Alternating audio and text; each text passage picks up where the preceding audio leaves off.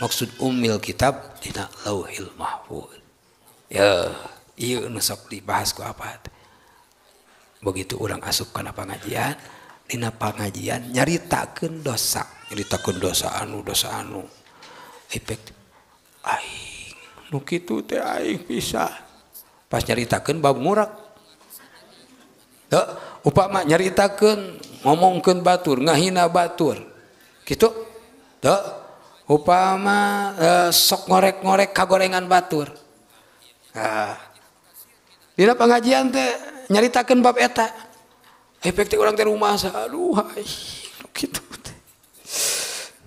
Terus jeung make aya rasa nyeri kanu, aduh rumasa.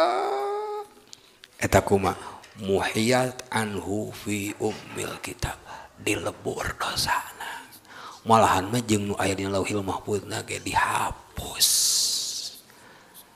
Tah ieu padilahna ngaji teh.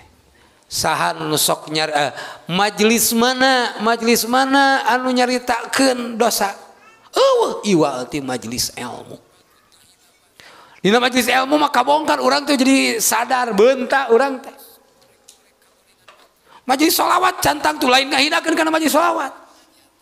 Majelis manakiban cantang tu lain ngahinakeun kana majelis manakiban. Majelis marhaba, majelis maulid.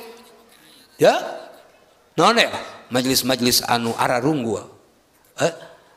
Moal nepi kana majelis ilmu mah. Matak diponis we ku apa mah eueuh saluhureun ti ngaji. Eueuh saluhureun. Kadang-kadang mah ayeuna majelis-majelis anu salian ti ilmu. Gitu.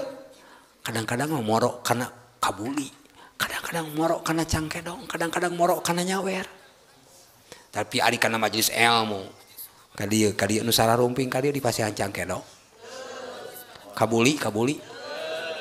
Teu, amplop. 5 juta. Ya, 5 juta di mana? Jadi isuning kana pengajian mah, kana pengajian mah isuning nyaan. Teu, ieu mah emang orang teh bener-bener we rek tobat ka Gusti. Eueuh aya teh jiwa tumpang da eueuh. Tumpang da oge. Bek teh sakalian aya gehu eta mah masing. Ya kan? Kan ente ayeuna ka dieu tuh sumping ka dieu teh ayeuna masihan gehu 5 baskom eta. Ya.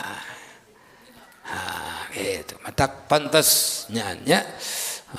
Karaos pisan cariosan apa teh eueuh saluhureun ti ngaji ternyata iya. Masyaallah sakitu kangos